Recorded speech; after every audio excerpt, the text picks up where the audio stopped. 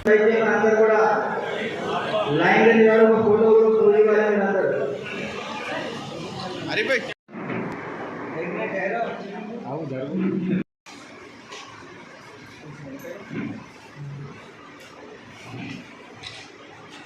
अस्सलामुअलैकुम। मैं मोहम्मद लतीफ़ DRS leader Sadashivpet. आज एग्रीकल्चर मार्केट कमेटी डायरेक्टर का हलफ लिया गया है सदाशिवपेट बालाजी फंक्शन हॉल में।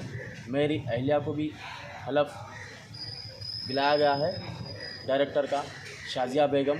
और मैं मार्केट के चेयरमैन साहब को और वाइस चेयरमैन साहब का और डायरेक्टर्स को सबको मुबारकबाद दे रहा हूँ।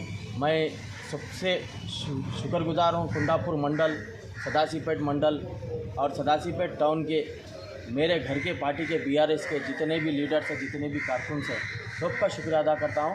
और सबसे पहले जनाब KCR साहब का शुक्रगुजार हूँ मैं, CM साहब का, हरीश राव साहब का मिनिस्टर, और मेरे बड़े भाई जो मानतो मैं चिंता प्रभाकर साहब का भी शुक्रगुजार हूँ।